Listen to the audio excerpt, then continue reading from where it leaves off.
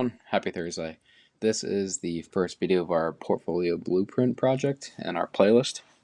Now what this playlist is going to be about is basically constructing portfolios based on your risk tolerance, what you want to get into the market, and really what you think is best for your own growth over time, whether you're an aggressive portfolio manager, a passive one, or kind of in the middle where you want to see growth over time, but at the same time you're being passive with your money. Here's a sheet that I made. I took my overall portfolio back in January of this year, and before I rebalanced everything, this is what it looked like. So my domestic stock was about 89% of my portfolio, followed by my foreign stock about 5%, bonds are about 3%, and then the short term is about 1.1. Then the other, so that's like Bitcoin, anything that I was interested in was about 0.1%, so nothing really too heavy. And then the whole bunch of unknowns was about 0.8. So this is what I really want to get into, especially because I am 20 years old, so this is the model that I'm looking at. So I grabbed this from JP Morgan. And since from 0 to 25, you're looking at about 100% stocks, 0% bonds. And this is where I'm primarily focusing on. So these videos are going to be for people from like 0 to 40. Anything after that you can do based on what you feel is best for your retirement planning. But right now I'm focusing on 100% stocks, 0% bonds for this. I mean, sometimes in my accounts I'm going maybe 50-50. I have multiple accounts for different reasons, but my growth portfolio is definitely this. I have 1% bond. It's a BlackRock bond. It's literally 1% of my entire portfolio for my growth fund, but the rest is 90%, 99% stocks. So starting off, we're going to jump right into it. This is a Excel that I downloaded from my Fidelity account. And looking at my Excel, this is what I really want to focus on, especially with you guys. I want to show you like what I'm really getting into, what I'm looking at in terms of overall growth for the long run and the short run, and what I think is best heading forward. So if you look at it here, my biggest stock for the growth fund is NVDA. Obviously, NVIDIA has been one of the best stocks in the Mag 7, especially in the market in the past year. But I think overall it's been doing pretty well, and I would love to see it like get up to 150. That would be pretty awesome. I would gain more and more profit, which is actually really nice. I also bought it when it was at $87 a share back when the tariffs were implemented. So I've been making a pretty good gain. And actually, I was in a loss for a while because I did buy them at like 130. And then obviously the tariffs got implemented. They went back down. And then overall, I was adjusting my portfolio. But I do have right here. So these are the big things I want to really highlight for you guys. So I have about $10,000 in NVIDIA, $10,318. But another thing to note too is that 76% of my account is in NVIDIA, and that's why my account fluctuates so much. Like there's some days where I'm like, okay, I'm having a really, really good day, but if you look into it, the reason is because NVIDIA is doing so well. So I kind of want to get into like exit strategies, like what happens if NVIDIA goes up to 150? Do I sell off profit? Do I hold back? Do I keep buying and buying? I think my thing is if NVIDIA goes up to 150, my initial plan is I'll probably split everything in half and then invest it in index funds. So like VOO, QQQ, something like big like that, which I'll get into in a little later. But that is my plan right now with like the biggest stock that I have in my portfolio. But if it's something that you want to get into, do it now. Don't wait. Obviously, I bought during a really, really good time. I don't see NVIDIA going back down to 87 anytime soon. That would be really bad. At that point, I'd probably just sell off like $7,000 NVIDIA, keep that profit, and then invested in something decent. But if you keep going down the list here, I know I've been talking about this in a lot of my videos. If you guys follow my TikTok, I talk about this all the time. CRWV has been doing very well. It's actually up 200% in the past month. Today they took a little bit of a hit. I'm not too worried about that. They were down about $7 today, even though they still made me $271. I'm still proud of that, so go CoreWeave. But again, they only take up 4% of my account, and for having that big of a profit, that's pretty low. So you guys can see the impact of having so much of one stock in your account compared to another. But I wanted to actually compare these, and you guys can see this is what I use to stock analyst. It's a free online analyzation tool. It's really helpful in when you're evaluating your stocks. You can make watch lists. You can make a whole bunch of stuff on it.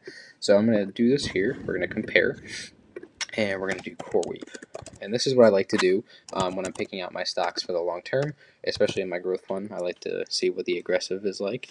But let's look. So another thing to note, if you guys haven't watched my videos, I kind of went over CoreWeave before. They were just added to the market. So they were a private company, then they became public back in March. So let's look at this here. So actually, in the past month, CoreWeave has been beating NVIDIA just because they've been doing very, very well. So they did hit that 200%. Today is the 21st, so yesterday they hit that 200%, which is actually really, really awesome. So 203%. Obviously, NVIDIA has been doing okay. They came back from the $87 gain, $87 share stock, which was really low for them, which I bought so much money. I think I put another like $2,000 in. Sorry, Mom. I'm gonna grab water really quick. Vitamin C. Drink your water, kids. But what I want to get into is kind of showing you guys why I think these stocks are good for the long run and why I think it could help you overall. If you look into it, so going even back into the 6 months, so since CRWV was added in, so on March 28th, sorry, I'm wrong. But if you look at, they started at $40 a share, and I know I bought, it was about $45 a share when I bought some of it, and then I bought the rest at 55 because I was like, do I really want to get into it? Because they're affiliated with NVIDIA, so I was like, where's my head at in all this? And then when I got into it, I felt comfortable. And then I had, so on Fidelity, you can set like notifications when a stock gets to a certain level. It hit 60, and I was like, oh my God, this is awesome. And then the past, I don't know, when is it? So when they hit 80, I was like, oh my God, like I hit 100, like 100% almost on like the entire profit. And then they kept going up and up and up. And that's why I think it's a stock you should definitely get into. But looking at NVIDIA, so let's cut NVIDIA down. It is a stock that's had a lot of volatility. If you look at the past, let's go 5 years, obviously they've been increasing. I wish I bought NVIDIA back in 2020 for $10 a share. That would have been, I would have been a millionaire, but I wasn't old enough yet. I'm 20. So looking at it over here, over time they've had a good run. They've been doing pretty well. At their highest point, so let's look at their highest point here. So they're up about 1,600% and 1,608% in profit. So that's awesome to see. So they were doing very well. Now, if you look at it and you scroll through all of my other growth funds, so everything here in the growth fund, we're going to highlight just so you guys have a clear idea of what I'm talking about. So let's make this blue, like a blue, light blue. So let's just push this over for a little bit. Now, if you look at it here, the next one is going to be SoFi. Now, SoFi, it's been talked about a lot recently. They've had a lot of great things happen. A lot of companies have been investing in them, like all these hedge funds, and they're like, oh, let's get into them. So if you look here, the past 5 days, they were down. They've been going. It's not at $13.95, so it's not like they went up like $10 and then dropped $10. But they've just been adjusting as needed.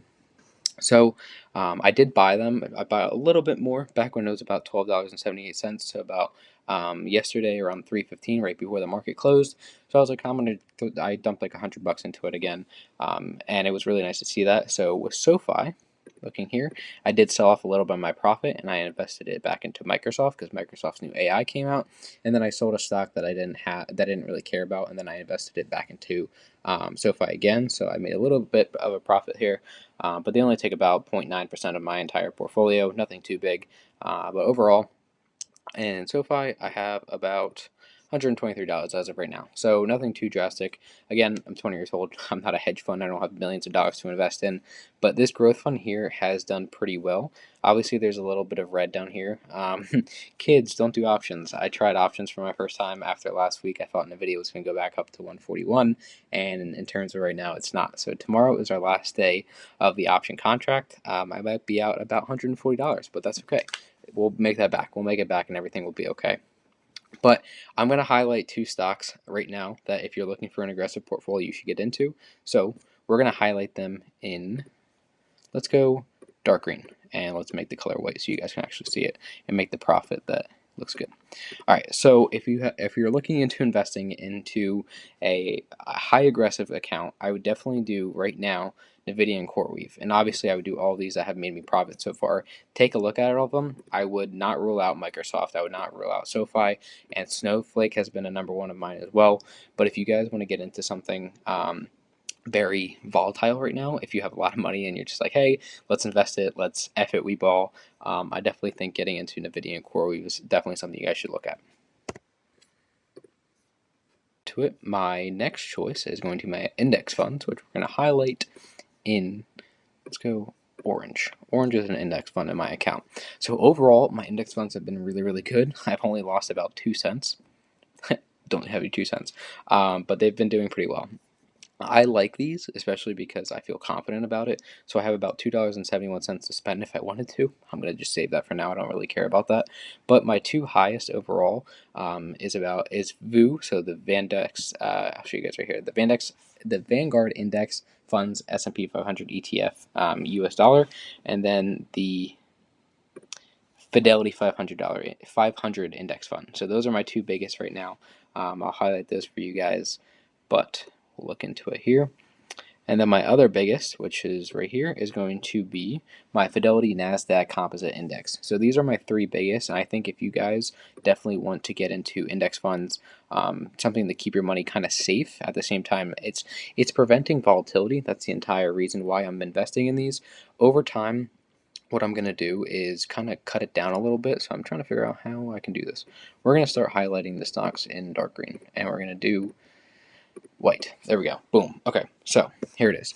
Those are the three that I think you should get into right now. Obviously, there's a whole bunch. I'm a firm believer in index funds are very, very good for keeping your money safe, especially throughout volatile seasons. Like obviously, when the tariffs were implemented, I invested into VOO as the S&P 500 went back up. So did the overall portfolio account. So it was really awesome to see that. But they made me small amounts of dollars, nothing too big. Again, I don't have too much money to spend in my entire account. I have about $19,000 in there. Hopefully, we grow over time and the dividends actually pay out.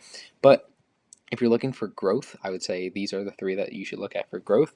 Now, I do want to compare them to show you guys their average and what I think they could lead into. So we're going to do this and we're going to compare. So I actually love this tool. I think this tool is freaking awesome on here. And if you guys are looking for something kind of nice to use and not have to pay for, I would say definitely get into this. So let's look at this. So over time, so the FNCMX has been obviously the most substantial and the most the highest growth. And I think if you look at it right here, the data points are very, very important to look at. Obviously, they all have had different starting points, but in the past year to date, so let's go from January to now.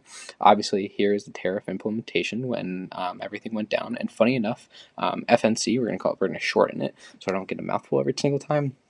But FNC actually had the biggest drop, and then after that, everything's been kind of gradually increasing here. Funny enough, FNC is actually doing the worst. Even though they had the biggest gain over time, they're actually doing the worst since that the tariffs were implemented, but I'm not worried about it. They kind of had the same track, so look at this. Let's cut out FNC for a second, just to show you guys. Look at this. How awesome is this to see? So they basically mirror each other.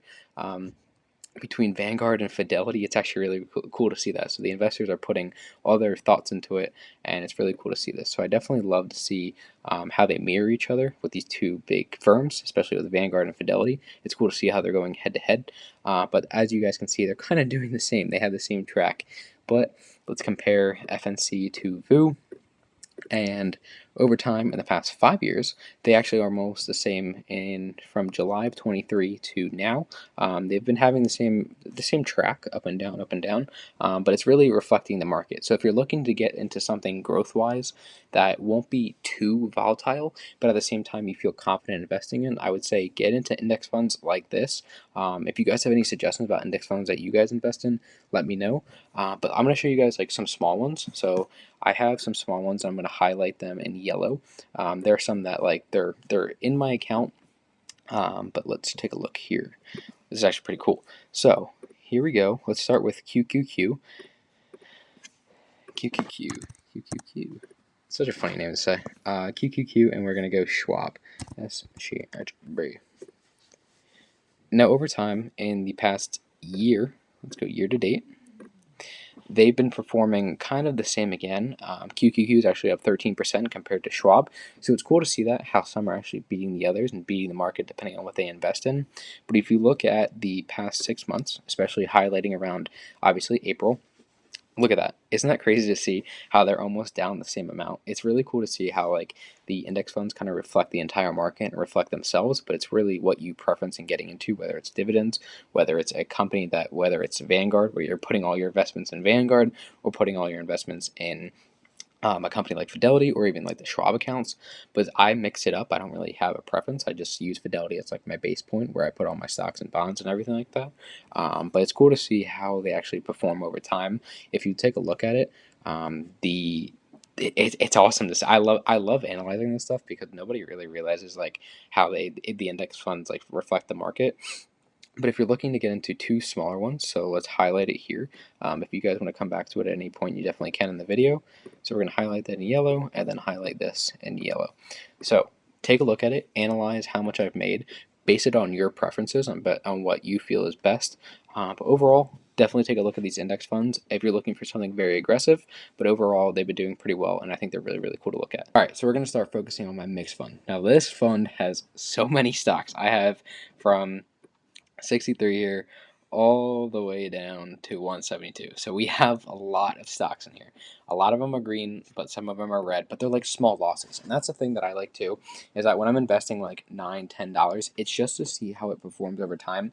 And it really chooses like, it helps me choose like, oh, I'm going to invest in a stock for like a long term account, or like a short term. And some of these stocks are long term, but at the same time, let's get into like my total growth and how much it made me. So starting off, Nebus, that is going to be my highest amount of total gain or loss.